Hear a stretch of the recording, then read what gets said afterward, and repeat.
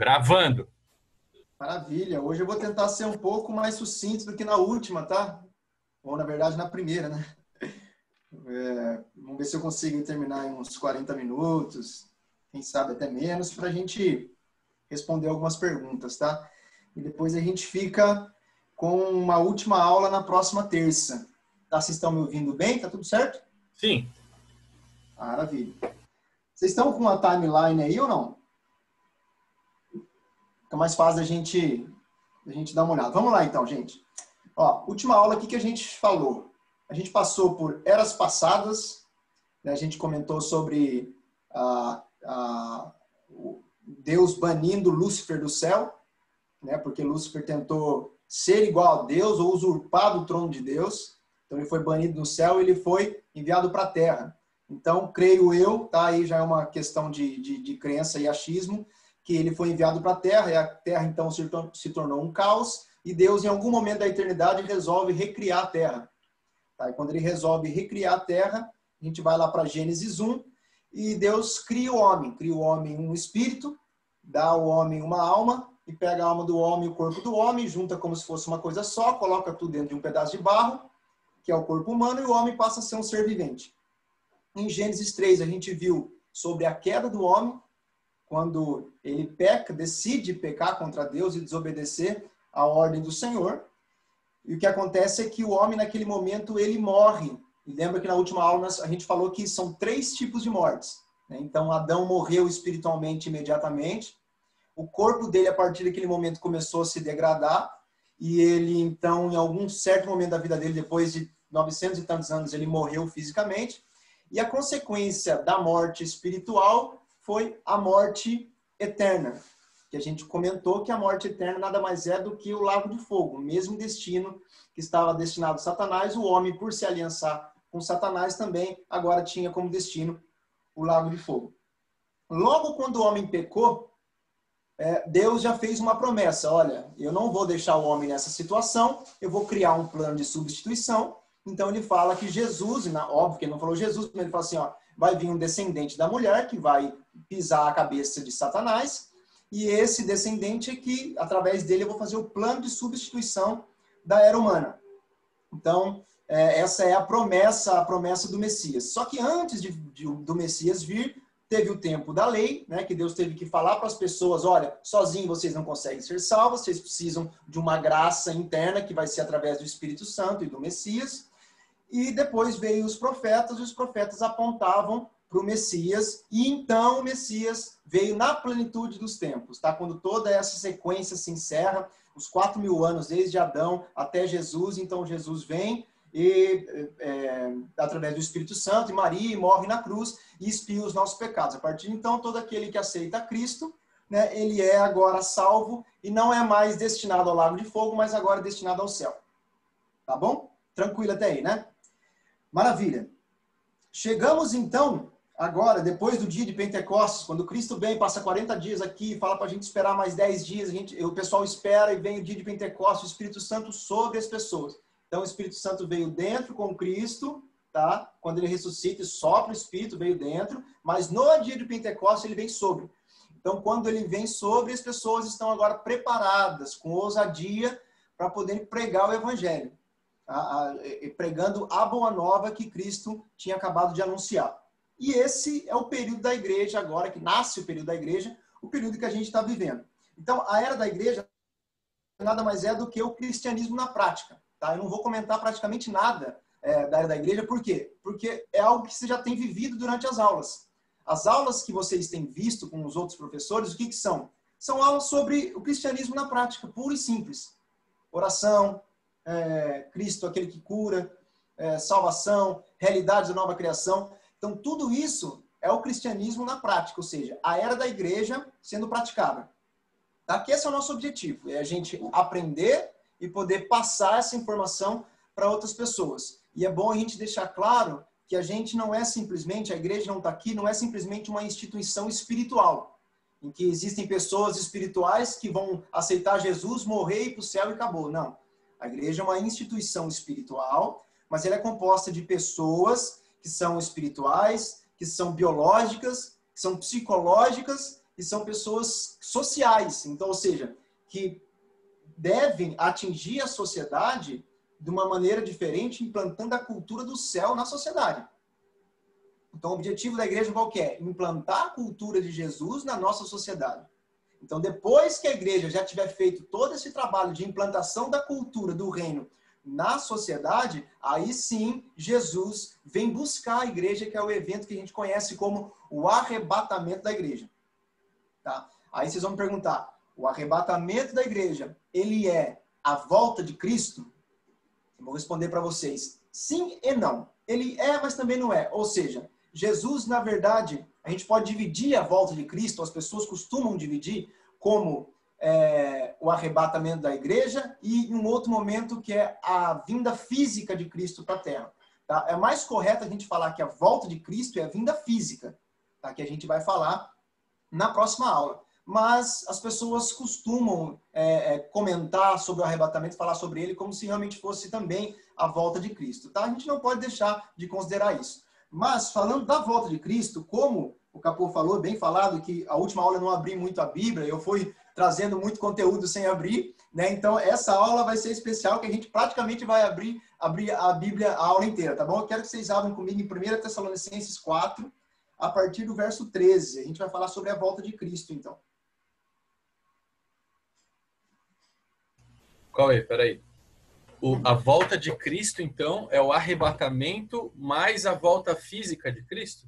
Vamos considerar assim, para efeito de estudo, vamos considerar que a volta de Cristo ela se divide em duas etapas. A primeira é o arrebatamento da igreja e a segunda é a vinda física, tá? E oficial de Jesus. E realmente ele vai vir e vai ficar nessa terra para instituir o milênio que a gente vai estudar depois. Beleza. E o texto, 1 Tessalonicenses 1 4? Tessalonicenses 4, a partir do verso 13. A gente vai ler bastante Bíblia hoje, hein? Para não ficar dúvida. Posso ler? Vamos lá. Apóstolo Paulo dizendo, não quero... só uma coisa. Ninguém melhor para explicar sobre arrebatamento, volta de Cristo e outras coisas do que o apóstolo Paulo. Por isso que eu escolhi ele aqui para a gente destrinchar, tá bom? Apóstolo Paulo dizendo, não quero, porém, irmãos, que sejais ignorantes acerca dos que já dormem. Já dormem são pessoas que já morreram, tá, gente? Não é que está num sono profundo, não. Já dormem que já morreu. Para que não vos entristeçais como os demais que não têm esperança. Porque se cremos que Jesus morreu e ressuscitou, assim também aos que em Jesus dormem, ou seja, morreram, Deus os tornará a trazer com ele. Dizemos-vos, pois, isto pela palavra do Senhor, que nós, os que ficarmos vivos para a vinda do Senhor, não precederemos os que dormem, ou os que já morreram. Porque o mesmo Senhor descerá do céu com alarido e com voz de arcanjo e com a trombeta de Deus. E os que morreram em Cristo ressuscitarão primeiro. Depois nós, os que ficarmos vivos, seremos arrebatados, olha só o arrebatamento aqui, seremos arrebatados juntamente com eles nas nuvens, a encontrar o Senhor nos ares, e assim estaremos sempre com o Senhor. Portanto, consolai-vos uns aos outros com esta palavra. Então, o que está acontecendo é o seguinte, Paulo está descrevendo aqui exatamente dois eventos distintos, que não é porque são distintos que tem um intervalo muito grande entre eles, tá? Então, assim, Paulo está dizendo o seguinte, olha, primeiro que as pessoas estavam com uma certa dúvida quanto a esse negócio de ressurreição, esse negócio do arrebatamento, das coisas do fim, as pessoas estavam com algumas dúvidas, e Paulo estava esclarecendo. Então, o que acontece? Primeiro, ele fala sobre uma coisa que acontece que é a ressurreição dos mortos. Então, ele diz assim, nós, os que estivermos vivos, não precederemos os que dormem, ou seja, os que já morreram. Antes, eles vão ressuscitar, ou seja, ressuscitarão primeiro, e então, depois disso, nós, os que estivermos vivos, com eles nas nuvens, seremos arrebatados e encontraremos o Senhor nos ares. Então, vamos lá. Primeira coisa que a gente precisa entender, ressurreição dos mortos, que é o primeiro ponto que Paulo está falando, tá? E como eu disse para vocês, ninguém melhor para falar sobre ressurreição dos mortos, para não ficar nenhuma dúvida aqui, e até Paulo vai falar como vão ser ressurretos esses mortos, de que tipo de corpo que o homem vai ter. A gente tem em 1 Coríntios, no capítulo 15, Paulo destrinchando sobre esse assunto. Tá? E eu gostaria que vocês abrissem, porque a gente vai ler esse capítulo todo, porque esse capítulo, praticamente, ele, vamos dizer, não vou dizer que cessa todas as dúvidas, mas assim, Paulo destrincha muito todas as informações sobre ressurreição dos mortos. Tá? Então vamos abrir lá em 1 Coríntios, no capítulo 15, a partir do verso 1. Lembrando que a gente vai falar de dois eventos distintos aqui. Primeiro é a ressurreição dos mortos e depois o arrebatamento. Mas primeiro a ressurreição dos mortos. Vamos lá. 1 Coríntios 15. Irmãos, quero lembrar-lhes o evangelho que lhes preguei, o qual vocês receberam e no qual estão firmes. Por meio deste evangelho, vocês são salvos, desde que se apeguem firmemente à palavra que lhes preguei. Caso contrário, vocês têm crido em vão. Pois o que primeiramente lhes transmiti foi o que recebi, que Cristo morreu pelos nossos pecados, segundo as Escrituras, foi sepultado e ressuscitou ao terceiro dia, segundo as Escrituras. E apareceu a Pedro e depois aos 12. Depois disso apareceu a mais de 500 irmãos. Acho que eu comentei na última aula sobre isso. E depois disso apareceu a mais de 500 irmãos de uma só vez, a maioria dos quais ainda vive, embora alguns já tenham adormecido, ou seja, já morreram. Depois apareceu a Tiago e então a todos os apóstolos. Depois destes, apareceu também a mim, como a um que nasceu fora de tempo. Ele fala que nasceu fora de tempo porque ele não viveu junto com os apóstolos, com Cristo, tá? Por isso que ele fala isso. Depois destes, apareceu também a mim, como ao que nasceu fora de tempo, pois sou o menor dos apóstolos, e nem sequer mereço ser chamado apóstolo, porque persegui a igreja de Deus, mas pela graça de Deus sou o que sou, e sua graça para comigo não foi em vão. Antes, trabalhei mais do que todos eles. Contudo, não eu, mas a graça de Deus comigo. Paulo, como sempre, sendo humilde, né? Escritor de 2/3 do Novo Testamento, como sempre, sendo humilde. Portanto, quer tenha sido eu, quer tenha sido eles, é isto que pregamos. E é isto que vocês creram. Ora, se está sendo pregado que Cristo ressuscitou dentre os mortos, aqui ele começa a entrar no ponto. Que Cristo ressuscitou dentre os mortos, como alguns de vocês estão dizendo que não existe ressurreição dos mortos? Olha lá, algumas pessoas estavam falando que não existia. Ou estavam ouvindo pessoas dizerem que não existia. Se não há ressurreição dos mortos, então nem mesmo Cristo ressuscitou. Ele fala assim, olha, se não existe ressurreição dos corpos das pessoas que já morreram, então esse negócio que Cristo ressuscitou é tudo mentira. Olha só a ousadia que ele chega a falar. Ele fala assim, se não há ressurreição dos mortos, então nem mesmo Cristo ressuscitou. E se Cristo não ressuscitou, é inútil a nossa pregação, como também é inútil a fé que vocês têm. Porque se ele não ressuscitou, ou seja, ele não cumpriu todo o papel que deveria ser cumprido, porque se ele não conseguiu nem salvar a si mesmo, como é que ele iria salvar outras pessoas? Mais ou menos isso que ele quer dizer. Mais que isso, seremos considerados falsas testemunhas de Deus, pois contra ele testemunhamos que ressuscitou a Cristo dentre os mortos. Mas se de fato os mortos não ressuscitam, ele também não ressuscitou a Cristo. Pois se os mortos não ressuscitam, nem mesmo Cristo ressuscitou. E se Cristo não ressuscitou, inútil a fé que vocês têm e ainda estão em seus pecados. Lógico, porque Cristo não conseguiu salvar nem ele, como é que é salvar vocês? Justo, né? Neste caso, também os que dormiram em Cristo estão totalmente perdidos. Ou seja, aqueles que morreram, então, coitados, absolutamente perdidos, não tem o que fazer. Os corpos deles estão para sempre perdidos. Se é somente para esta vida que temos esperança em Cristo, dentre todos os homens, somos os mais dignos de compaixão. Eu gosto, na verdade, de outra versão, que Paulo fala assim, ó, a gente somos os mais miseráveis dessa terra. Ou seja, ele fala assim, ó, se somente para esta vida temos esperança em Cristo, dentre todos os homens, então se somente para essa vida, olha só, somos os mais miseráveis dessa terra. Mas, de fato, Cristo ressuscitou dentre os mortos, sendo as primícias daqueles que dormiram. O que ele quer dizer com primícia? Primeiro, está dizendo assim, Jesus foi o primeiro corpo que ressuscitou. Tá? E para vocês terem uma ideia, vou abrir um parênteses aqui.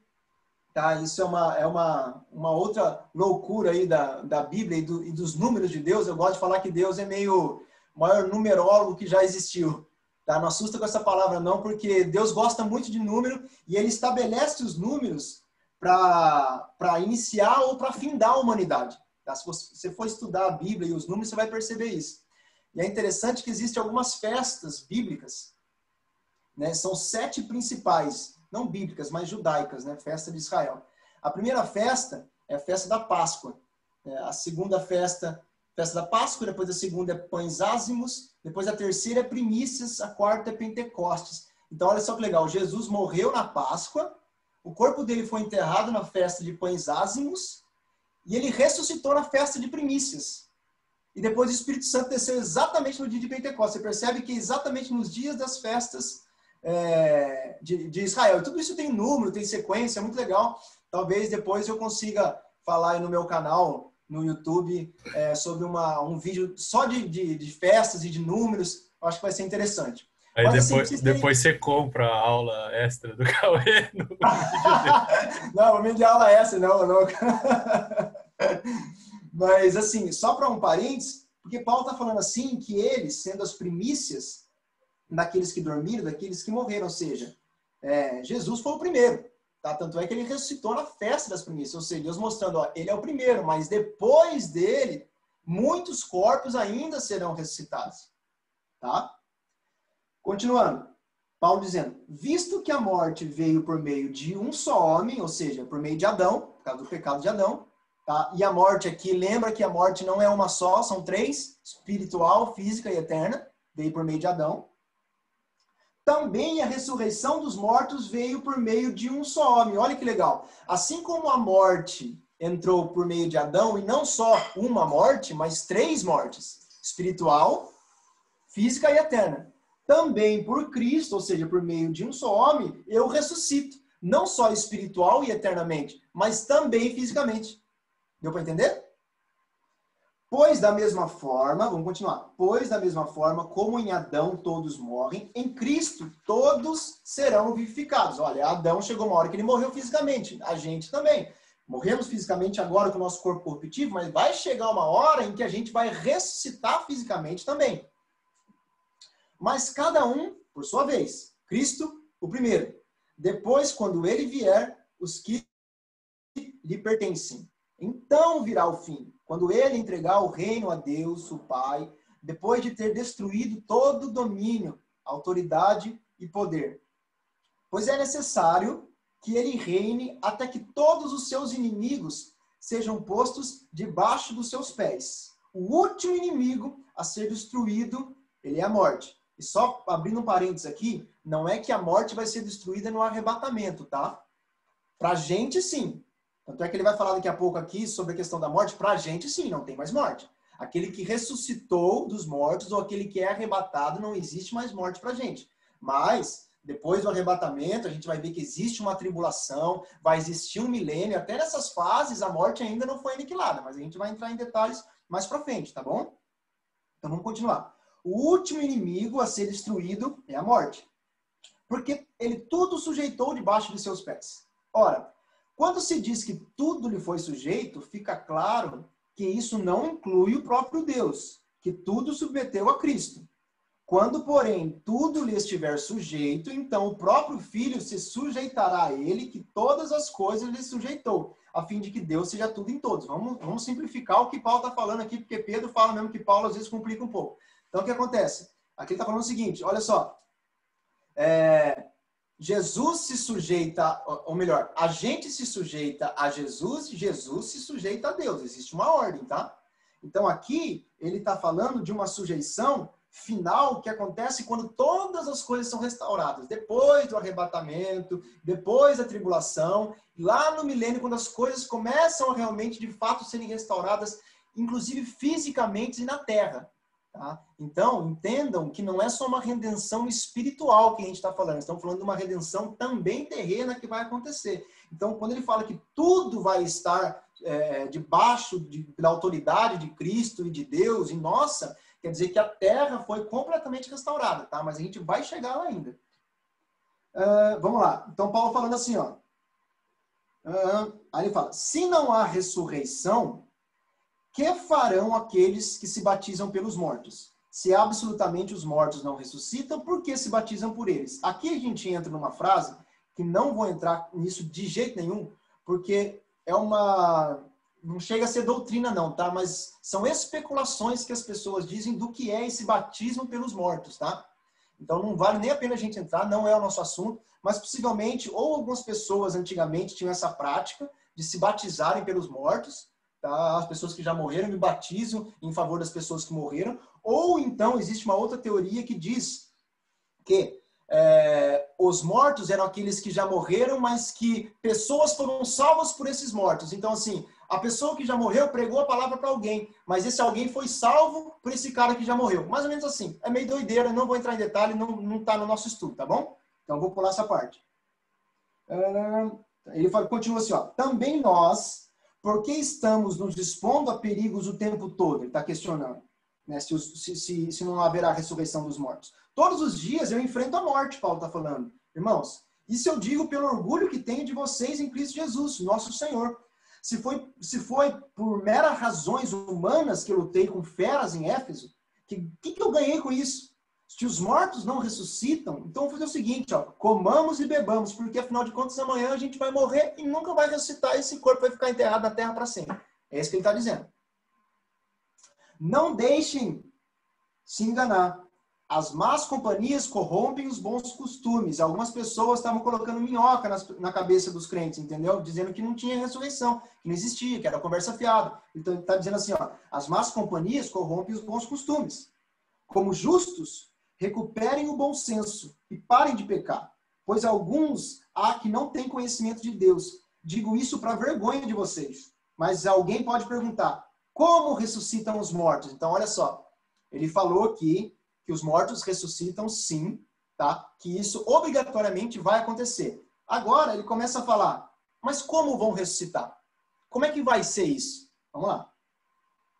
Mas alguém pode perguntar, como ressuscitam os mortos? Com que espécie de corpo virão?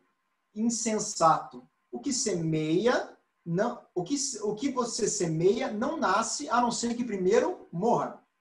Então, olha só, o que você semeia não consegue nascer, a não ser que primeiro morra. Quando você semeia, não semeia o corpo que virá a ser, mas apenas uma simples semente, como de trigo, ou de alguma outra coisa. Mas Deus lhe dá o corpo como determinou, e a cada espécie de semente dá seu corpo apropriado. Né? Para a semente na terra, quando a gente semeia, ela precisa primeiro morrer, para depois gerar a árvore e depois gerar os frutos. Tá? Mas ele está comparando o nosso corpo como uma sementinha diante do corpo que vai ser gerado depois, quando ele sai da terra por meio da glorificação através do Espírito Santo. Entendeu? Então, assim, o meu corpo natural corruptível, ele é só uma sementinha, comparado ao meu corpo maravilhoso, glorificado que eu vou ter durante a eternidade. Mais ou menos isso que ele está falando. Vamos continuar. Olha só, olha o que ele diz. Nem toda a carne é a mesma. Os homens têm uma espécie de carne, os animais têm outra, as aves têm outra e os peixes outra. Há corpos celestes e há também corpos terrestres, mas o esplendor dos corpos celestes é um, e dos corpos terrestres é outro. Um é o esplendor do sol, outro da lua e outro das estrelas. E as estrelas diferem em esplendor uma das outras. Aqui ele está dando uma aula de astronomia. Né? 2000 anos atrás, Paulo falando o que as pessoas descobriram hoje, né? Tudo bem, como é que o cara olha 2000 anos atrás sem ter nada, nenhum artifício de ciência, olha para a estrela e fala, uma é diferente da outra, uma brilha diferente da outra, enfim. Assim será com a ressurreição dos mortos, olha só, são brilhos diferentes. O corpo que é semeado é perecível e ressuscita imperecível. É semeado em desonra e ressuscita em glória. É semeado em fraqueza e ressuscita em poder. É semeado um corpo natural e ressuscita um corpo espiritual. Se há corpo natural, desculpa, há também um corpo espiritual. Tá? Então, entendam bem, todo ser humano, se um ser humano é dotado de um corpo natural, consequentemente vai existir um corpo espiritual para esse cara. E a gente vai descobrir que existem depois duas classes, tá, de pessoas e corpos diferentes. Tá? Uma classe que vai para a condenação e outra que vai para a salvação eterna. Mas isso é mais para frente. Tá bom? Mas independente disso, se é ser humano, tem um corpo natural, vai obrigatoriamente ter um corpo espiritual. Assim está escrito. O primeiro homem, Adão, tornou-se um ser vivente. O último Adão, espírito vivificante. Quem que é o último Adão? Cristo Jesus. Então, o primeiro homem, Adão, tornou um ser vivente, ou seja, carne, osso e sangue. Tá? Lembra que o que dá vida ao corpo é o sangue, um ser vivente. Agora, o último Adão, que é Cristo, é um espírito vivificante. Carne, osso e glória. Tá? Glória espiritual é o que dá vida para o meu corpo. Não foi o espiritual que veio antes, mas o natural. Depois dele, o espiritual. O primeiro homem era do pó da terra. O segundo homem do céu. Olha só. Adão do pó da terra, mas o segundo homem do céu. Os que são da terra são semelhantes ao homem terreno. Os que são do céu, ao homem celestial. Assim como tivemos a imagem do homem... Olha que poderoso isso agora. Você quer saber como você vai ser? Assim como tivemos a imagem do homem terreno, ou seja, como temos hoje a imagem do homem terreno, no nosso corpo ainda corruptível, também teremos a imagem do homem celestial, que é Cristo Jesus. Então, hoje, a gente tem a imagem, nosso corpo físico corruptível de Adão, que ainda vai morrer, está suscetível à morte. Mas, ele explica aqui que a gente vai ter o corpo exatamente de um homem espiritual, celestial, que é o corpo de Cristo Jesus quando ressuscitou. Então, como vai ser o meu corpo nessa ressurreição? Tá? Quando, ou se eu morrer ou se eu for arrebatado. Eu vou explicar a diferença dos dois daqui a pouco. O meu corpo vai ser exatamente como o corpo de Cristo. Como era o corpo de Cristo? Eu cheguei a falar para vocês. Era um corpo de carne e de osso, mas sem sangue, porque o sangue havia sido derramado. Ele mesmo disse, quando ressuscitou e apareceu para as pessoas, falou assim, ó, toca em mim. Vocês estão achando que eu sou um fantasma? Não, não sou um fantasma. Porque se você tocar em mim, você vai perceber que eu sou de carne e de osso. Mas ele não falou, eu sou carne, osso e sangue. Por quê? Porque o sangue dele já havia sido derramado. Ok? Toque em mim, vocês vão ver que eu tenho um corpo, carne, osso, estrutura humana, mas sou um ser agora totalmente celestial. Por quê? Porque agora a glória de Deus, o Espírito, é que me dá vida. Por isso que eu sou um ser, um espírito vivificante. Tá bom? Maravilha. Eu estou acreditando que vocês estão entendendo tudo, tá? Depois a gente vai ter perguntas e respostas. Gente, com isso, Paulo, ele destrincha totalmente a parte de ressurreição dos mortos. Tá bom? Agora, ele entra numa outra parte, no verso 50 desse mesmo capítulo, falando sobre o arrebatamento. Lembra que ele falou, primeiro os mortos ressuscitam, tá? Que é isso que acontece que eu falei para vocês. Os corpos das pessoas que estão aqui enterrados na terra, de alguma forma, não me pergunte como, porque ninguém sabe isso, tá? Mas Deus sabe. O corpo dessas pessoas, ou melhor, o espírito e a alma dessas pessoas, de alguma forma, se apossam desse corpo novamente e eles criam essa estrutura novamente e vão para o céu. Tá ok? Com o corpo glorificado. Essas pessoas vão para o céu depois dessa ressurreição, que é chamada de primeira ressurreição, ou a primeira etapa da primeira ressurreição. Essas pessoas são um espírito, têm uma alma, mas agora voltam a ter um corpo glorificado e vão para o céu com corpos, tá? Corpos de carne e osso, assim como Jesus está no céu hoje com um corpo de carne e osso. Tá bom? Agora, arrebatamento. Então, Paulo fala assim no verso 50. Irmãos, eu lhes declaro que carne e sangue não podem herdar o reino de Deus. Olha só a prova de que Jesus não tinha sangue depois que ele ressuscitou, tá? Eu vos declaro que carne e sangue não pode herdar o reino de Deus, porque carne o sangue é corrompido, tá? Por isso que não existe sangue no corpo glorificado. Nem o que é perecível pode herdar o imperecível. Eis que eu lhes digo um mistério, tá? E ele conta esse mistério, não fica só, é mistério e não fala, não, ele conta. Eis que lhes digo um mistério. Nem todos dormiremos, ou seja, nem todos morreremos, mas todos seremos transformados. Num momento, num abrir e fechar de olhos, ao soar da última trombeta. Depois, nas perguntas e respostas, se quiser discutir comigo o que é essa última trombeta, o que eu acho, eu posso falar. Pois a trombeta soará, os mortos ressuscitarão incorruptíveis, e nós seremos transformados. Olha só, primeiro os mortos ressuscitarão incorruptíveis. Esse é o evento primeiro. Logo em seguida, nós seremos transformados, sem morrer, sem passar pela morte. Ele continua. Pois é necessário que aquilo que é corruptível se revista de incorruptibilidade, e que aquilo que é mortal se revista de imortalidade. Quando, porém, o que é corruptível se revestir da incorruptibilidade, E o que é mortal? Da imortalidade. Então se cumprirá a palavra que está escrita. A morte foi destruída pela vitória. Mas lembra que eu falei, a morte em si não é aniquilada para a gente, tá? Que foi ressuscitado ou que foi arrebatado. Tá? Para a gente não existe mais morte, mas ainda vai continuar na tribulação e no milênio. Aí ele fala assim, onde está, ó morte, a sua vitória? Onde está, ó morte, o seu aguilhão? O aguilhão da morte é o pecado, né? O aguilhão é aquela vara pontuda, né? Que servia para matar. Ou seja, o aguilhão da morte é o pecado. Ou seja, o pecado é que realmente é aquela vara pontuda que veio e trouxe a morte, que matou realmente o homem. E a força do pecado, ela é a lei. Ou seja, o que é a força do pecado e a lei? A lei foi instituída, as pessoas sabiam que aquilo era pecado, elas tinham que lutar contra a vontade de pecar e não conseguiam. Então, a força do pecado é a lei. Tá? Mas para vencer o pecado, eu precisei da graça. Eu não podia ficar só na lei. É isso que ele está dizendo. Mas graças a Deus, que nos dá vitória por meio do nosso Senhor Jesus Cristo. Portanto, meus amados irmãos, mantenham-se firmes e que nada os abale. Sejam sempre dedicados à obra do Senhor, pois vocês sabem que no Senhor o trabalho de vocês não será inútil. Amém, gente?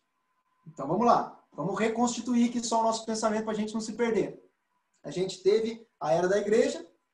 Quando a igreja cumpriu o papel dela, o que acontece? Acontece o que a Bíblia chama do evento de o arrebatamento e a ressurreição dos mortos. Lembrando que, ao soar dessa última trombeta, primeiro os mortos ressuscitam e, em seguida, nós somos arrebatados, nós que vamos estar ainda vivos.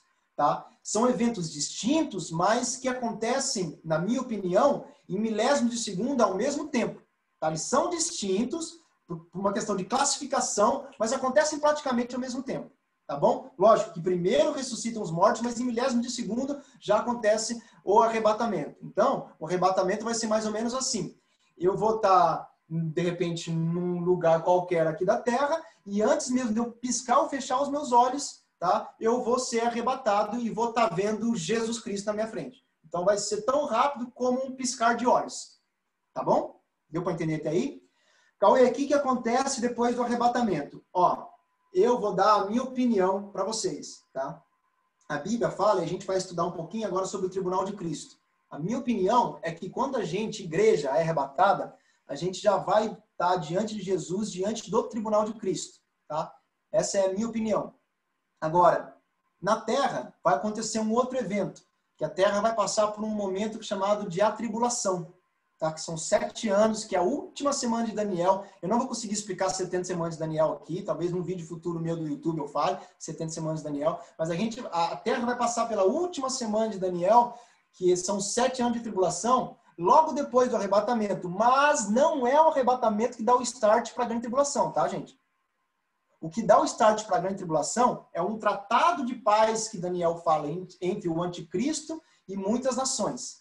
Tá bom? E entre Israel e talvez muitas outras nações. Então a ordem é o seguinte: igreja, o fim da igreja vem com o arrebatamento e a ressurreição dos mortos. Nesse momento, a igreja que foi arrebatada e os mortos que foram ressuscitados vão para o tribunal de Cristo, lá no céu.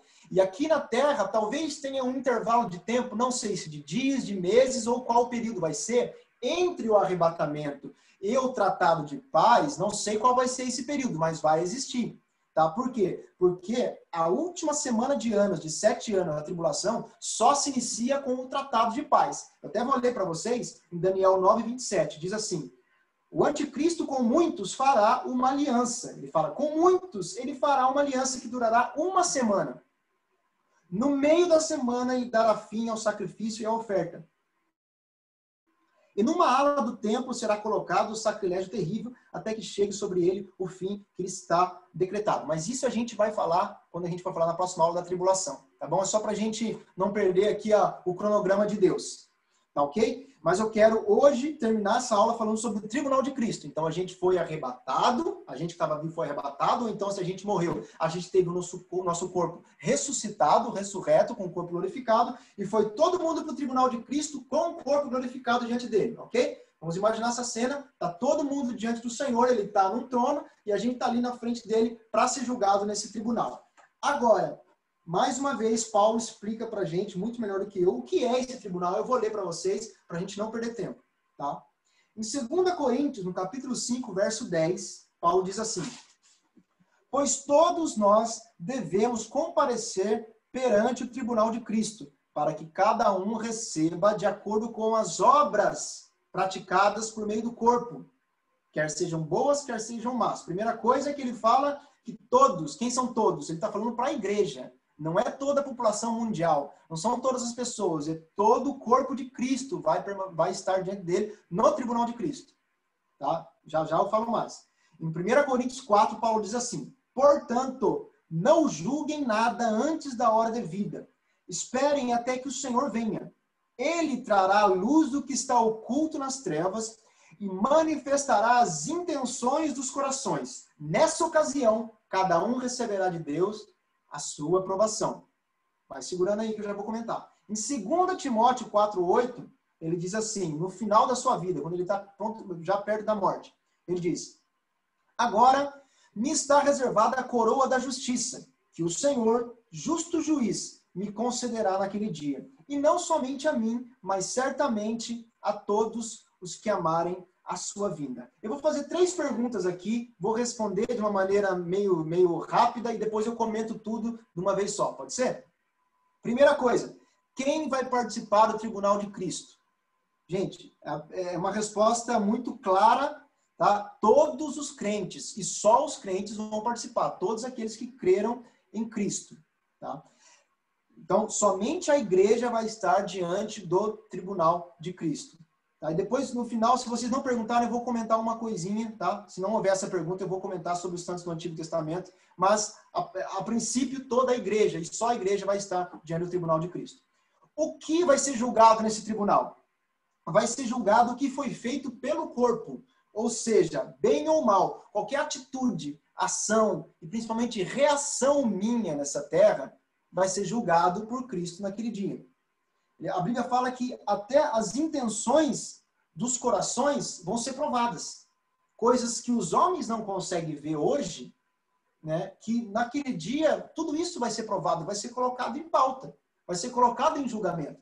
Então, pode ser que a gente se surpreenda com muita coisa no céu. Pode ser que a gente veja, sei lá, muito evangelista que tenha ganhado milhões de pessoas no céu, não tenha tanto galardão, quanto talvez uma mulher simples que tenha pregado para 2 pessoas ou cuidado dos filhos dela só e criado os filhos, entendeu? Por quê? Porque vai muito da intenção do coração e só Deus sabe a intenção do coração de cada um.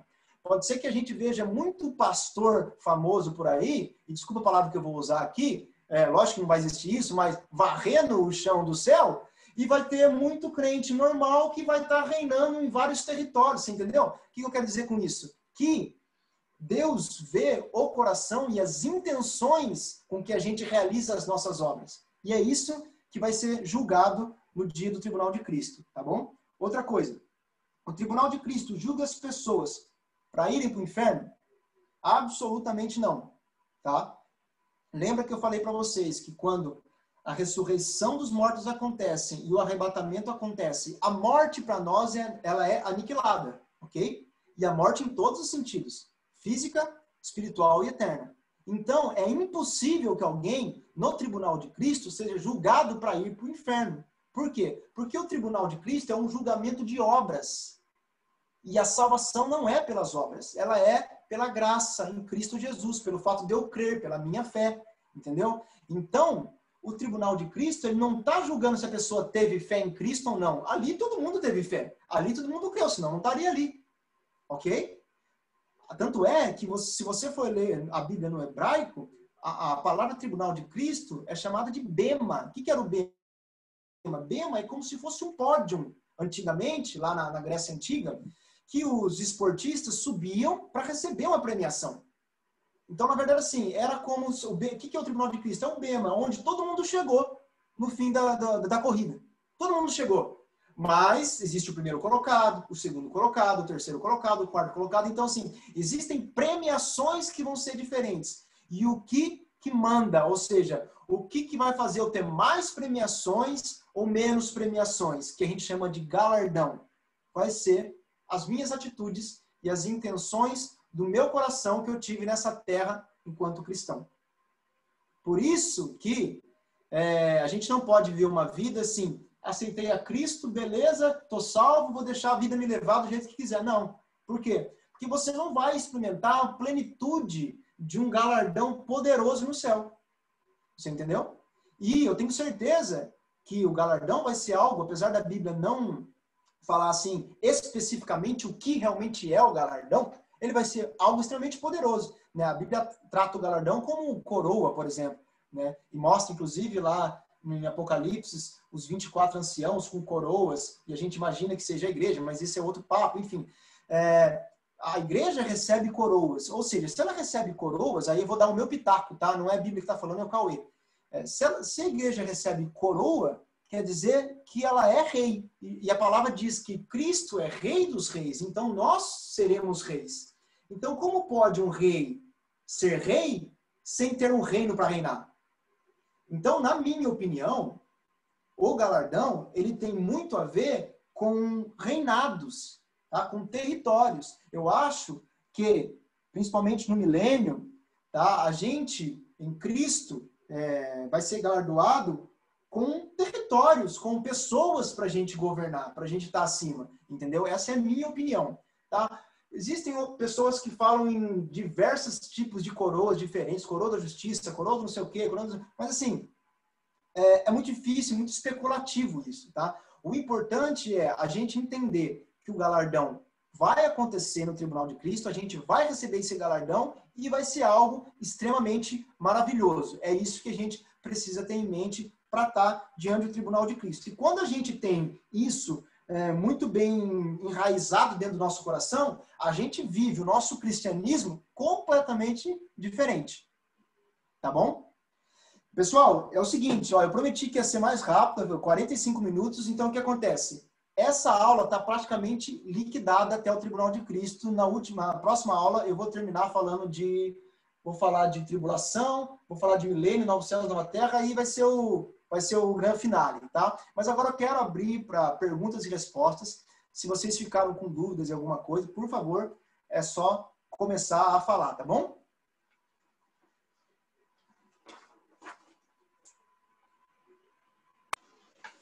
Um de cada vez, tá? Pode levantar a mão. Tá ouvindo, né?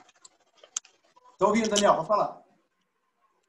Essa é uma visão pré-tribulacionista. Perfeito. Como eu disse na primeira aula, a minha visão ela é pré-tribulacionista. Na próxima aula, pode ser que eu dê uma pincelada, não sei, não entendo muito bem das outras visões, tá? Mas eu explico alguma coisa que outras pessoas pensam, mais ou menos bem por cima, tá? Porque eu, como eu disse, não entendo. Mas essa é uma visão totalmente pré-tribulacionista. Entendi. Tranquilo. Não estou dizendo que as outras pessoas que pensam diferente estão erradas, tá? Mas assim, como eu disse, lendo a Bíblia, vendo a conjuntura do negócio todo, interpretando a Bíblia e a informação que ela me dá, eu sou muito mais tendencioso a ser pré-tribulacionista, tá? Sim. Cauê, Pois não. tudo muito louco, né? Tudo que você muito doido. fala para nós, né? Tudo muito doido, é muito interessante. E eu tava, né, tentando prestar muita atenção para não perder você, porque são vários detalhes, enfim, é uma loucura, né? Uhum. Mas eu queria falar 2 pontos. O primeiro, na sua opinião, em relação aos estudos que você tem, essa questão desse tratado de paz aconteceria antes, então, da tribulação? Depois Perfeito. que houve o arrebatamento e a ressurreição dos mortos, aconteceria, então, o tratado de paz e, então, começaria os 7 anos de tribulação? É isso? Isso, exatamente isso. O que acontece, tá? Vou dar a minha opinião agora, tá? Não, primeiro eu vou falar o que é certo. A cronologia bíblica é essa. É exatamente o que você falou. Ressurreição dos mortos, arrebatamento, e depois disso o tratado de paz, e aí sim entra na tribulação. Tá? Na minha opinião, né, imaginem vocês que esse arrebatamento da igreja, ele vai ser um arrebatamento de milhões de pessoas. Então, você imagina uma terra hoje, imagina hoje você está aqui, imagina que você é não crente, e de repente milhões de pessoas desaparecem. Crianças do mundo todo desaparecem. Então, assim, você imagina essa situação, o caos que a terra não vai virar. Então, esse tempo, né, entre o arrebatamento e o tratado de paz, é o tempo em que o anticristo, que com certeza já vai estar em pauta, tá? Já vai ter uma notoriedade aí mundial, vai ser o momento em que ele vai entrar em cena e vai falar assim, cara, eu tenho uma explicação para tudo isso, fiquem tranquilos. Inclusive, essa explicação já vem sendo maturada, né, para os humanos já há algum tempo, entendeu? Então, esse cara vai se levantar e vai falar, fiquem tranquilos. Esses caras não tinham que ir mesmo, entendeu? Eles não podiam estar aqui com a gente. Eles não mereciam estar aqui nessa terra. Porque a gente vai viver agora um período de extrema paz sem esse povo daqui. Então, assim, eu creio que é um cara que vai trazer uma falsa paz para o Oriente Médio, tá? Mais precisamente para Israel e outras nações que Israel luta e vive em guerra e são inimigos de Israel. Esse cara vai trazer uma certa paz, uma paz enganosa. Mas vai ser esse tratado que vai determinar realmente o período da tribulação, o início, o pontapé inicial da tribulação, tá? Que é dividido, a gente vai comentar em 2 períodos diferentes. Certo. Loucura, tá. Obrigada pela explicação. Sobre a questão, né, do tribunal, você disse que quem vai estar no tribunal é o corpo de Cristo, ou seja, os crentes, os que creram em Cristo. E enquanto isso, você acha que em paralelo as pessoas já vão estar aqui na grande... As pessoas não crentes estarão aqui na grande tribulação? Então o julgamento acontecerá em paralelo à tribulação. Perfeito, exatamente isso vai acontecer. Eu não posso dizer para você que esse julgamento, assim como a tribulação, vai durar 7 anos na cronologia humana, vamos dizer assim, né? no cronos do homem, tá? Porque Deus trabalha com o tempo kairos e a gente trabalha com o tempo cronos. Então, assim, no cronos, a tribulação vai durar 7 anos. Mas eu não sei se no cronos, o tribunal de Cristo no céu vai durar 7 anos. Pode ser que sim, pode ser que não. Pode ser que a gente saia daqui da terra, comece o tribunal de Cristo. Terminou o tribunal de Cristo, Jesus já desce com a gente, que a gente vai explicar na próxima aula. Entendeu? Pode ser que sim ou pode ser que não. Tá? Mas é em paralelo. Acontece sim, com certeza acontece. Porque quando acaba a tribulação, a gente já está com as coroas, né? Quando acaba a tribulação, para começar o milênio, a gente já terminou de receber o galardão, né? Já terminou de receber, perfeito. É tudo no céu. Vou começar pelo final. A questão do tribunal de Cristo, Cauê falou, mas fica claro que é só para crentes, porque está lá em 1 Coríntios 3, versos 10 a 15, que Paulo vai falar que é uma construção sobre o fundamento que é Cristo. Então, quem não tem o fundamento não tem como construir em Cristo. E no verso 15, ele fala assim, se a obra de alguém se queimar, sofrerá ele dano, mas esse mesmo será salvo, todavia, como que através do fogo. Ou seja, é o tal do tribunal do galardão, tanto que se você ficar sem galardão nenhum, você ainda vai ser salvo, mesmo sem galardão. Mas para ficar claro que são tribunais diferentes, além da palavra, né? Uma é a palavra pódio e a outra é tribunal mesmo. Então são 2 coisas bem distintas e essa é para crente. Agora eu tenho um caminhão de pergunta aqui, mano. Rapaz, ainda bem que eu terminei. Primeira, essa ressurreição dos mortos só ressuscitam os santos, certo? Ou todos os mortos? Não. Então, a primeira ressurreição, tá? Na verdade, assim, ó, entendam como primeira etapa da primeira ressurreição, que a Bíblia chama de primeira ressurreição. Mas eu gosto de chamar, particularmente, a tradução foi para a primeira ressurreição. Eu gosto de chamar particularmente de a ressurreição dos santos.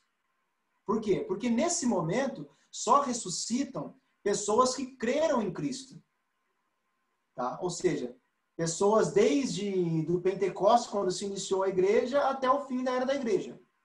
Tá? Aí vem, se essa pergunta vai vir ou não, até falei que talvez viria, mas se não vier, eu vou fazer agora e eu mesmo vou responder. E talvez a resposta não seja tão perfeita quanto vocês imaginassem que fosse. E os santos do Antigo Testamento? Quando eles são ressurretos? Porque Paulo está falando que os mortos em Cristo são ressurretos. Não é verdade?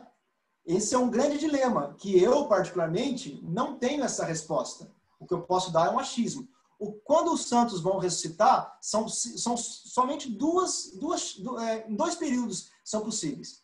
Um é junto com o corpo de Cristo, nessa ressurreição dos mortos que a gente comentou hoje, ou em Apocalipse fala de uma outra ressurreição, quando Jesus vem do céu para cá e antes de instituir o reino milenar, acontece essa outra ressurreição, porque também, eu vou explicar depois na última aula, não quero ficar entrando muito na última aula, mas vai ter a ressurreição daqueles que vão morrendo durante a tribulação. Entendeu? Então vai ter essa ressurreição. Agora, os santos do Antigo Testamento ressuscitam junto com a gente, igreja, ou junto com esse pessoal que vai estar na tribulação? Cara, a Bíblia não dá detalhe específico sobre isso, tá? Cauê, o que você acredita? Oi, desculpa. Esses santos que você está falando é os que estão no seio de Abraão. Só que não estão mais, né? Estão no céu agora, porque Jesus resgatou eles, lembra? Então, Jesus resgatou, eles estão só espírito no céu. Assim como qualquer pessoa que morre hoje em Cristo está em espírito no céu. Entendeu? Então, quando acontece esse arrebatamento, que a gente chama de arrebatamento da igreja, ocorre primeiro a ressurreição dos mortos daqueles que morreram em Cristo, Paulo fala.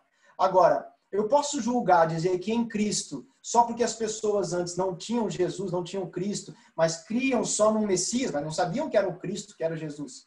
Né? Então, assim, eu particularmente acredito que os santos do Velho Testamento venham a ressuscitar junto com a gente, junto com as pessoas que morreram em Cristo. Tá? Essa é uma particularidade minha, eu acredito nisso. Mas se você quiser acreditar que eles vão ressuscitar só na ressurreição dos mortos da tribulação, fique à vontade, não tem problema nenhum, isso não muda nada pra gente. Tá? Eu acho que perdi sua pergunta, Gu. Você era mais ou menos isso? Não lembro.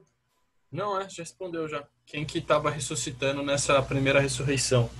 Isso, porque lembrando que vai ter uma outra tipo de ressurreição, tá? Dos ímpios, a ressurreição dos ímpios, dos injustos, entendeu? Que vão ter corpos glorificados, não, vão ter corpos também espirituais, mas são outros tipos é um outro tipo de corpo, tá bom? Não é o mesmo da gente, não, tá? Mas isso aí eu vou comentar só depois, que isso aí é só lá na última aula e não quero ficar entrando muito em detalhe. O começo da argumentação de Paulo, no capítulo 15 de Coríntios, que ele fala que a gente precisa crer na ressurreição, e Hebreus 6 vai falar que a ressurreição é uma doutrina básica, porque Paulo falou lá no capítulo 10 de Romanos que para eu ser salvo eu preciso crer que Jesus é o Filho de Deus e ressurreto dentre os mortos. Se eu não crer que ele ressuscitou, eu não serve para nada a minha fé. Por isso que Paulo vai falar tantas vezes, se eu não crer na ressurreição de Cristo, então é vã a nossa fé.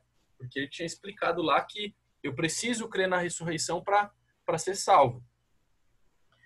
E Cauê, existe alguma evidência bíblica desses caras que sumiram? Enoque, Elias, que eles já foram arrebatados ou não? Ou você acredita que eles estão todos em espírito? Enoque tem a evidência total. Deus falou que que Enoque andava tanto com Deus que Deus tomou ele para si. Enoque é uma evidência de um arrebatamento então, mas claro. Não com corpo glorificado, só espírito. Aí é que tá. Não é ressurreição, é arrebatamento, diferente. Então, aí que tá. Por quê? Porque, na minha opinião, Enoque foi com corpo e tudo. Como eu disse para vocês na última aula, a Bíblia ela tem umas regras, mas muitas vezes foge algumas coisas dessas regras cronológicas, entendeu?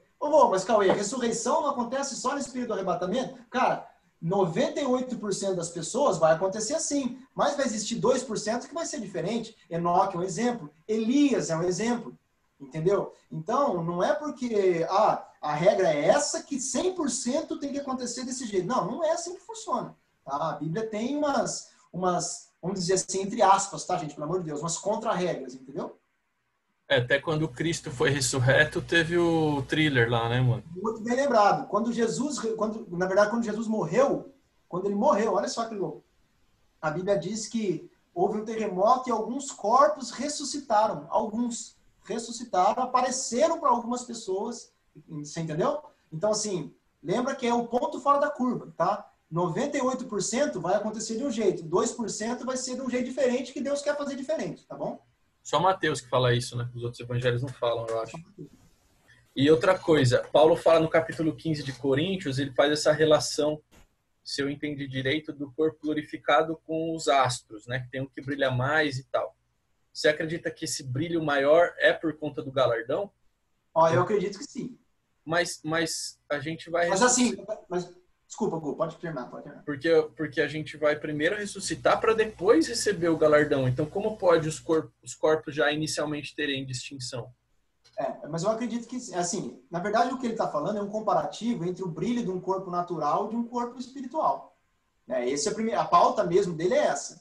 Tá? Mas eu acredito, sim, que de alguma forma o corpo de uma pessoa que vai receber mais galardão talvez seja um pouco diferente. Mas é especulação minha, tá, gente? Isso aí não fala na Bíblia, tá bom? O que é certo, a gente tem que ter em mente é que o nosso corpo vai ser, sim, igual ao de Jesus. Isso é. A gente vai conseguir atravessar a parede, você vai conseguir andar distâncias, voar distâncias aí de quilômetros em segundos, entendeu? Isso aí Jesus fazia. E a gente vai conseguir fazer também. Meu sonho. É um negócio muito louco. Tanto é louco, que eu vou falar na última aula, que a Nova Jerusalém, só adiantando um pouquinho, é uma cidade que desce do céu, que tem 2 quilômetros de comprimento, 2 quilômetros de largura, 2.000 quilômetros de comprimento, 2.000 quilômetros de largura. Perfeito, até aí tudo bem. Mas ela fala que tem 2.000 quilômetros de altura. Você imaginou uma cidade que tem 2.000 quilômetros de altura? Como alguém pode acessar o topo dessa cidade se não tiver um corpo que percorre distâncias assim quilométricas em questão de segundos? Haja perna pra subir escada, hein, mano? Não vejo a hora de ter poderes. Cauê, você é um talento! Eu tô assim, ó. Mas, ô, Stephanie, deixa eu te falar um negócio. Mas você sabe que isso não é uma novidade para o ser humano. Tanto é que a Bíblia diz que Deus colocou a eternidade, lá em Salmos diz, dentro do coração do homem, o desejo da eternidade. Então Deus já colocou o desejo, o vislumbre para o homem dentro dele. Tanto é que hoje a gente tem filme do Super-Homem, do Homem-Aranha, do Lanterna Verde, não sei o quê. São pessoas, são seres humanos. É Lanterna Verde? Falei besteira. É esse mesmo, né? Acho que tem, o Flash, tem vários. Ah, tem tudo, né? Tem de tudo. São seres humanos normais, mas que obtêm superpoderes e são muito mais evoluídos do que as outras pessoas, tá? E isso não está só no crente, isso está no coração de todo e qualquer homem. Por quê? Porque Deus colocou isso na humanidade. O desejo, entendeu? Por ter um poder sobrenatural, além do que está limitado no que é terreno e natural, entendeu? É realmente aqui no que ele está falando aqui dos astros, a relação que ele faz é de um corpo normal com um corpo glorificado, não é de um corpo glorificado com outro.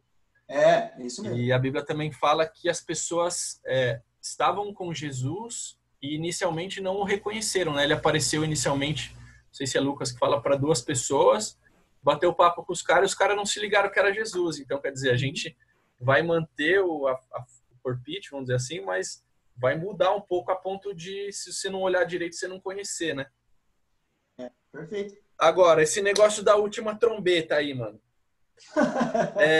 É o que os pós-tribulacionistas, não sei se é assim que chama, usam para dizer que o arrebatamento vai ser pós-tribulação? É esse texto que eles usam? Porque tem o negócio dos selos e das... Ah, não, eu tô confundindo selo com taça com trombeta, não tem nada a ver, né? Tá certo. É isso mesmo, é selo, trombeta e taça. Pronto. Tá? Isso acontece durante a tribulação. Talvez alguns, vamos chamar assim de mesotribulacionistas, que creem que o arrebatamento vai ser no meio da tribulação. Tá? Tem esse tipo de gente também. Tá? Então, talvez eles falem que essa última trombeta seria a última trombeta do Apocalipse. Mas essa trombeta só acontece na tribulação. Então, eu falando particularmente como pré-tribulacionista que sou, não posso falar que essa soar da trombeta é a trombeta do Apocalipse, porque ela acontece na tribulação. Se ela acontece na tribulação, eu não estou mais aqui. Ok? Então, na minha opinião, o que é esse soar da última trombeta? Tá? A opinião minha. Ó, lembra que eu falei das 7 festas de Israel? As grandes festas? Eu falei que a primeira festa é Páscoa, a segunda Pães Ázimos, depois a terceira Primícias, depois a quarta é Pentecostes. Olha só, Jesus morreu na Páscoa, foi enterrado na festa de Pães Ázimos, tá? Porque eu lembro que na festa de Pães Ázimos o pessoal brincava de enterrar o pãozinho na terra, um negócio assim. Tá? Pra você ver, olha para você ver como Deus faz as coisas. Tudo baseado em Israel. Festa de primícias, Jesus ressuscita nas primícias, e depois de 50 dias é o dia de Pentecostes, o Espírito Santo só pode vir no dia de Pentecostes. Olha só que louco. Porque Pentecostes já existia antes, desde a época de Moisés. Você entendeu? O dia de Pentecostes. Tá? Então, o que Jesus falou para o pessoal? Assim, falou, pessoal, eu estou ressuscitado aqui, vocês estão me vendo com o corpo glorificado, mas é o seguinte, vocês vão ter que esperar 50 dias ainda. Por quê? Porque o Espírito Santo fez questão de esperar o dia de Pentecostes. É um cronograma. Entendeu? É algo programado por Deus. Tem que ser o dia exato. Só que passaram 4 festas né? Desde a morte de Jesus até a vinda do Espírito Santo. Só que faltam 3. 3 grandes festas. Quais são? Festa de trombetas, Yom Kippur, que é o dia do perdão, e festa dos tabernáculos. Tá? Eu vou dar a minha opinião. Essa trombeta que está falando aqui, para mim, tá falando para mim, é a trombeta da festa de trombeta de Israel, que acontece por volta de setembro, outubro, de todo final de ano. Tá? Festa de trombetas, Yom Kippur, que é o dia do perdão, tá? Que pode estar relacionado ao tratar de Deus, e com certeza está durante a tribulação, e festa dos tabernáculos, que é a festa, ou seja, o reino físico de Deus na terra, que é a promessa tão sonhada de Israel, que é a festa de tabernáculos que Israel vai comemorar no reino milenar. Então, olha só, trombetas no arrebatamento, Yom Kippur, a tribulação, o dia do perdão, e festa dos tabernáculos, o reino milenar físico de Israel, de Jesus na terra. Tá? Minha opinião é essa, que trombeta que está falando aqui é festa de trombetas de Israel. Penúltima pergunta. Galardão. Está falando no texto que a gente leu de 1 Coríntios 4, no texto de 1 Coríntios 5, que fala da intenção do coração, né? Mas segundo a Timóteo, capítulo 1, Paulo vai relacionar o galardão com o uso do dom. Porque ele fala lá no verso 7, né? Não esconda o seu dom, reavive o dom. E nos versos seguintes ele vai começar a falar, porque o meu galardão que está guardado, que eu corri a minha carreira, eu tenho impressão, e eu tenho pregado isso, porque eu ensinei, e agora estou entendendo de onde que isso vem. Que esse galardão ele é relativo ao desenvolvimento do chamado, ou seja, mais ou menos no exemplo que você deu. O cara tinha um chamado de converter lá só a família dele, o pai dele, sei lá. E ele foi lá para a África pregar, curou, não sei o quê, e perdeu o galardão dele porque o chamado dele era outro. O que Deus havia proposto para ele era outra coisa. Como que você vê essa questão do galardão? Ela está atrelada ao chamado? Porque a intenção do coração, nesse caso, era boa. Ele foi lá pregar o evangelho na África. Mas o chamado dele era para pregar para a casa dele. Como é que você vê essa questão da intenção do coração e do chamado? Do galardão? Se a gente partir do princípio que existe já um script pré-determinado por Deus, de que eu fui criado para ser um evangelista, e talvez se eu não fui evangelista, eu fui uma outra coisa, eu fugi totalmente do script que Deus fez. Né? Mas assim, é uma opinião minha. Isso aí foi muito disseminado na igreja por conta do livro do John Bevere, Movido pela Eternidade. Tá? Foi muito disseminado na igreja por causa disso. Agora, sim, pode ter a ver, biblicamente falando, com esse texto que você leu? Cara, tem a ver sim. Tá? Mas eu não posso dizer, tô falando eu, tá? Não consigo dizer que uma pessoa, vamos dizer assim, ó, Deus me criou, cara, me deu o dom para ser um evangelista. Tudo bem, eu não consegui, eu não fui, talvez não atentei, eu não ouvi o Espírito Santo, eu tive um outro caminho, sabe? Deus queria que eu fosse um evangelista, mas eu tive um outro caminho. Eu não acredito que todo o galardão vai se anular para essa pessoa, tá? Eu acho que tem muito a ver, sim, eu cumprir o chamado de Deus, não gosto nem de chamar de chamado, né? Eu gosto de falar de vocação. Eu cumpri a minha vocação, tá? Tem muito a ver, sim, com o meu galardão, não posso dizer que não tem, mas o fato de eu praticar coisas assim cotidianas também tem a ver. Então, eu não posso simplesmente anular o meu galardão se eu não cumprir rigorosamente o que Deus quis, se eu não desviei nenhum passo daquilo que Ele planejou para mim. Tá?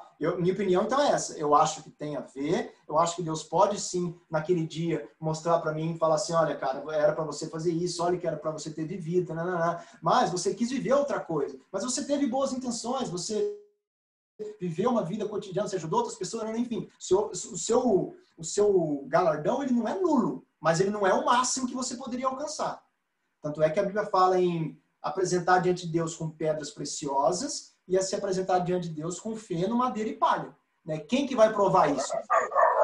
No dia do tribunal de Cristo vai ter um fogo. Não é um fogo que vai me condenar para o inferno, mas é um fogo consumidor que vai consumir as minhas obras. Né? Se for consumir pedras preciosas, o que acontece? Melhora. Fogo com pedra preciosa purifica. Agora, fogo com madeira, feno e palha acaba com tudo e não sobra nada, entendeu? Então, assim, tem que existir um certo equilíbrio. Eu acho que eu não vou nem muito 100% na ideia do John Bevere e também não vou muito 100% dizendo que não tem nada a ver. Tá? Eu fico no meio termo. O que ele fala em 1 Coríntios 3 é que é a construção sobre o fundamento, né? Então, nesse exemplo, o chamado dele era pregar para o pai e ele pregou na África. Ele está construindo sobre o fundamento que é Cristo. Ele pode ter desviado da vocação dele, mas ele está construindo no fundamento. Então, ele está construindo pedras preciosas e ouro ali, né? Perfeito. Eu também, a minha opinião é que é um misto dos dois. Se eu me desviar da minha vocação, eu não vou ter galardão completo. E também não adianta eu desenvolver a minha vocação, mas com uma intenção errada. De, eu Gustavo aqui, eu sou mestre da palavra, eu vou ensinar para ficar me achando, para todo mundo falar que o Gustavo é fera, aí também galardão zero, né? Porque galardão zero eu não digo. Estou construindo, estou promovendo nas pessoas, mas não posso ter galardão completo, porque o desejo do meu coração está errado, né? E a Gabi não para de rir lá. Vai rir, vai. Não sei, ela é besta, Catarina. Última pergunta, mano. Você falou no começo da aula passada, você começou a construir esse raciocínio. Eu não sei se você vai retomar ele ou se você não vai retomar. Você começou a falar da criação em 5 dias da Terra, aí tem o 6º dia, que era a criação do homem, e aí tem uma relação disso escatológica. Só que você não desenvolveu lá. Você começou a falar, não sei se você perdeu o raciocínio ou se você ia retomar depois. Você quer deixar para depois? Você quer explicar? Você quer... Não, na verdade, isso não era para terminar o desenvolvimento do raciocínio, não. Mas se vocês olharem na minha timeline, vocês vão ver um negócio aí meio até esquisito, né? Que eu coloco 4.000 anos de Adão até Cristo e a era da igreja eu coloco 2.000 anos, né? E depois eu coloco 7 anos de tribulação e coloco 1.000 anos de milênio, né? Eu estou aqui meio que afirmando que o arrebatamento, que a igreja vai durar apenas 2.000 anos. Mas assim, por que eu coloquei isso? É lógico, já até praticamente passou de 2.000 anos, né?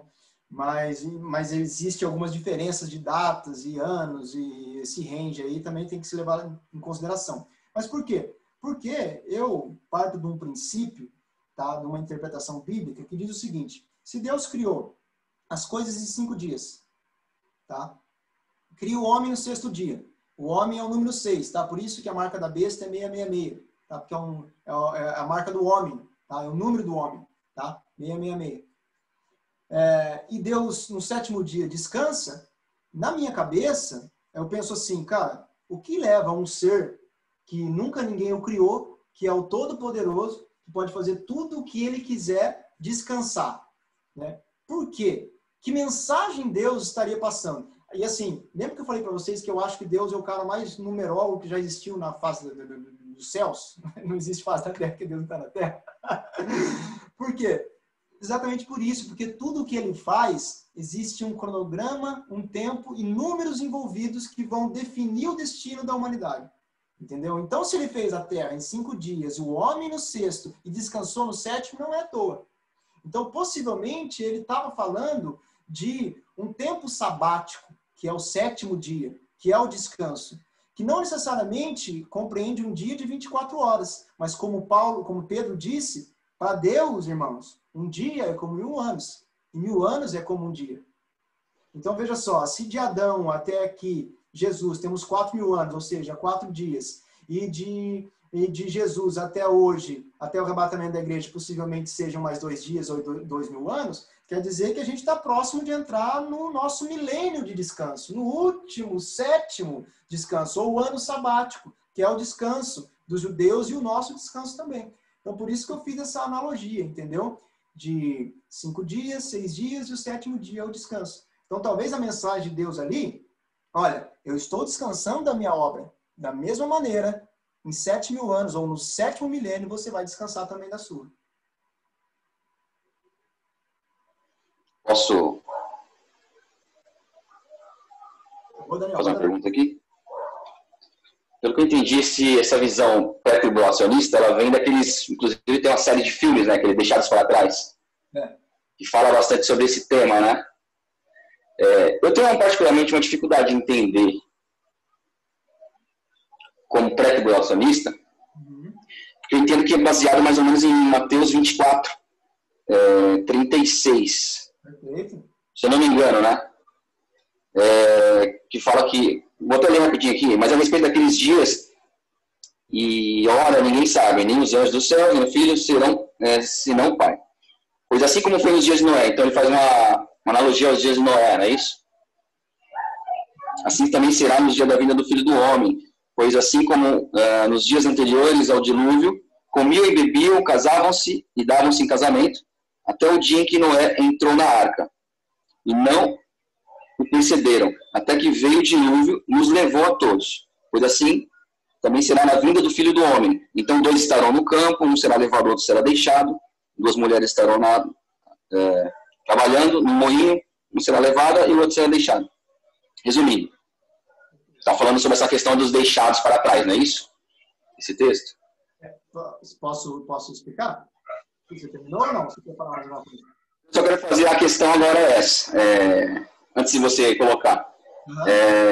Aqui no texto, ele está fazendo analogia a Noé, mas no caso aqui, deixa eu só pegar o texto aqui. Assim como comigo. Tá. No 39. E não perceberam até que veio o dilúvio e levou a todos. Assim será também no dia na vinda do Filho do Homem. Então, no caso aqui, quem ficou foi quem sobreviveu. Quem foi levado foi quem morreu. Então aqui, você entendeu? Explicar. Levados. Está bem explícito que os que foram levados aqui não foram os que sobreviveram, no caso. Quem ficou foi os que sobreviveram, que foi a família de Noé. Só essa questão, assim, para... Não sei se você conseguiu entender. Vamos lá, vamos porque eu não consegui lógica, só para complementar, finalizando. Porque no texto que você leu aqui, ele fala, Paulo está falando tudo, mas assim, eu não vi em qual momento que ele diz que vai ser antes, ou durante ou após, entendeu? A tribulação. Tá. É o seguinte, Daniel. Por que você tem essa dúvida, cara? E a maioria da igreja tem essa dúvida. Porque por muito tempo, em muitos lugares, em muitas igrejas, foi pregado que quando Jesus estava falando sobre isso, um está no campo, 2 estão no campo, um vai ser levado, outro deixado. Um está na cama, um vai ser levado, outro deixado. Jesus estava falando sobre arrebatamento. Mas em hipótese nenhuma, se você ler todos os evangelhos, em momento nenhum, Jesus fala sobre situações que aconteceriam com a igreja, sobre arrebatamento ou qualquer coisa do tipo. Ele está ali exclusivamente falando sobre o povo de Israel, o povo judeu. Por quê? Porque para o povo judeu, dane-se, não interessa o que vai acontecer com a igreja, inclusive o povo judeu vai participar da tribulação. Entendeu? Então não faria sentido Jesus estar falando de um arrebatamento para um povo judeu, que não ia crer em Jesus, que ia passar pela tribulação. Então, o que acontece? Aí, Jesus está falando, um vai ficar, o outro vai ser deixado. A gente vai estudar que, no final, antes de Jesus introduzir o reino milenar, que é o reino dos judeus fisicamente nessa terra, quando os judeus vão reconhecer Jesus, o que vai acontecer? Ele vai vir nessa terra e fazer o que a Bíblia chama de julgamento das nações. Quando ele vai fazer o julgamento das nações, ele fala assim, eu vou separar os bodes à esquerda e vou separar as ovelhas à direita. Então, não está dizendo arrebatamento entre bodes e ovelhas. Está falando sobre julgamento das nações. Entendeu? Então, assim, quando eu paro de pensar que Mateus 24 ou Lucas, não me lembro agora se é 11, enfim, essas passagens que Jesus fala do fim dos tempos, se eu paro de pensar que ele é para a igreja, faz todo sentido. Se eu penso que é arrebatamento, não faz sentido nenhum. Fica tudo bagunçado na minha cabeça. Então, obrigatoriamente, eu como pré-tribulacionista, preciso entender que Jesus está falando ali única e exclusivamente para o povo judeu. Então, tudo que está acontecendo ali, que Jesus está descrevendo, é tudo para o povo judeu, que exclui totalmente os 2000 anos de igreja. Está excluso esses 2000 anos. Quando os profetas de Israel, eles profetizavam sobre o Messias, eles profetizavam um cara que iria vir e iria restaurar o reino físico. Aconteceu isso? Não. A Bíblia é uma mentira? Os profetas são mentirosos? Não. Por quê? Porque isso é uma visão judaica. Eles não veem a lacuna, o vale que existe, que é o período da igreja. Eles não conseguem ver isso, entendeu? E Jesus não ia pregar para eles um negócio que eles não conseguiriam ver. Então Jesus estava contando para ele a história toda, só que excluindo o período da igreja. Então Jesus começa falando lá, narrando a história toda e passando pela tribulação como se nem tivesse o período da igreja. Então ele fala toda da tribulação, da destruição, pananana, ele fala do julgamento das nações e depois ele fala que então virá o fim, pananana, e vai haver guerras, e vai haver terremotos, destruições, tudo isso vai acontecer durante a tribulação e então virá o fim. Tudo isso ainda é o princípio das dores, então virá o fim. Aí depois do fim, aí quando foi feito o julgamento das nações, aí sim, aí podemos entrar no reino milenar, que é o reino físico de Israel em paz aqui na terra, profetizado pelos profetas, entendeu? Então a gente precisa ter essa visão. A visão aí, no caso, não está falando para a igreja, está falando para Israel, simplesmente. Para Israel, realmente. Isso. Tá, entendi essa parte. Faz sentido nesse contexto. Aí faz todo sentido. Arrebatamento, você colocou aqui como 7 anos. Não seriam 3 anos e meio somente? Arrebatamento. Tribulação, não seriam só 3 anos e meio? Porque os 7 anos seriam o reinado do anticristo, mas a tribulação em si seriam 3 anos e meio. Na verdade, assim, a tribulação são 7 anos, que é uma semana, dividido em 2 períodos de 3 anos e meio.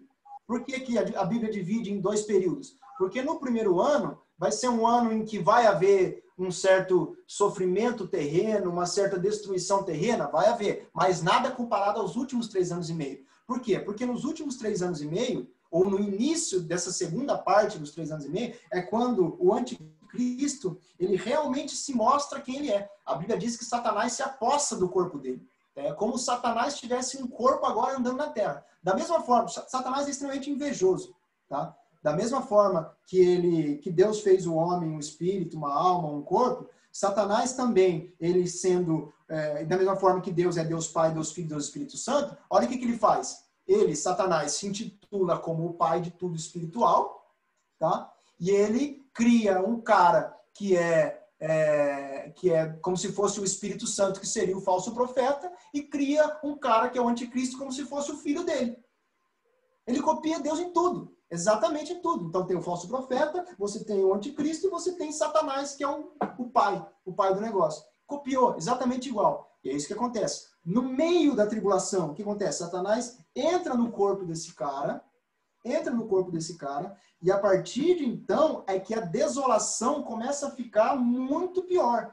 Porque a Bíblia diz que ele entra, vou explicar isso mais para frente, mas ele entra no templo judaico, que vai ser reconstruído, tá? Durante a tribulação, o terceiro templo, e ali ele assume, ou pelo menos tenta fazer o que ele sempre quis, parecer ser Deus ou se intitular Deus.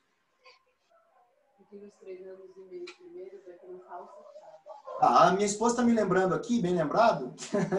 Por que não é? Parece na verdade, assim, né? Isso já é uma questão de, como é um tratado de paz, o que a gente imagina, né? Que para abrir a tribulação é um tratado de paz, a gente imagina que nos 3 primeiros anos e meio haverá, não que não vai ter sofrimento para aqueles que vão tentar buscar Cristo, esses sempre vão sofrer, mas vai haver uma falsa paz mundial. Mas o problema é que depois dos 3 anos e meio, nos 3 anos e meio finais, não vai ter paz para ninguém. Vai ser um quebra-pau total. Você entendeu? Então existe essa diferenciação, tá?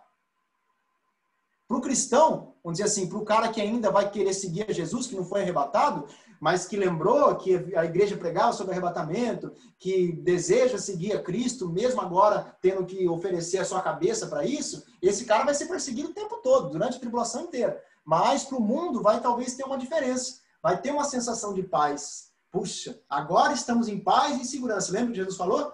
Temos paz e segurança. E é nesse momento que repentina destruição vai acontecer.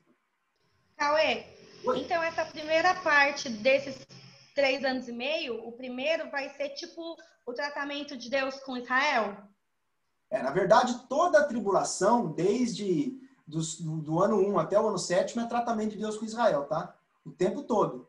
Tá? Imagino que eles vão sofrer muito mais no segundo período, que é os últimos 3 anos e meio. Tá bom? Mas Israel vai sofrer bastante nesse período. O Daniel, só mais um tijolinho no sentido, porque eu também sou pré-tribulacionista, né? Os evangelhos foram escritos Mateus para judeus, Marcos para romanos, Lucas para gentios em geral e João para a igreja. E essa mensagem aí, você leu, ela aparece em Mateus e em Lucas só. Então seria para judeus lendo e para gentios lendo.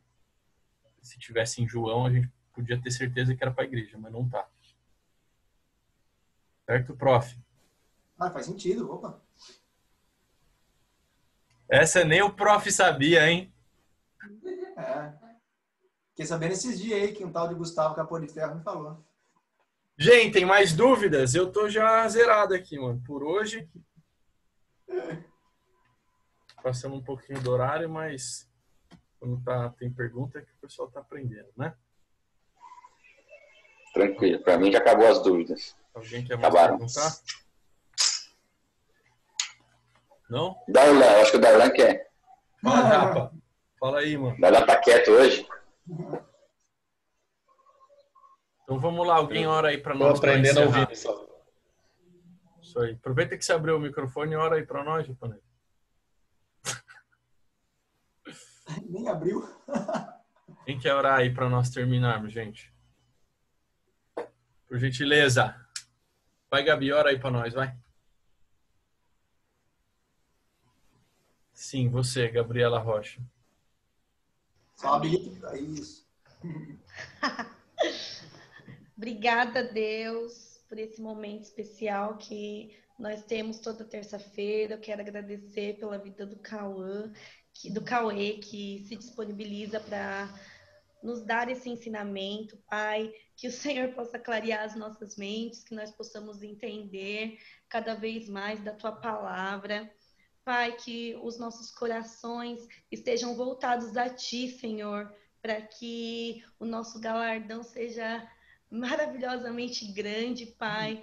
Nós queremos Te amar cada vez mais e fazer as coisas conforme a Tua vontade e que o Senhor nos direcione todos os dias, Pai. A Tua palavra, nós Te amamos. Obrigada. Amém.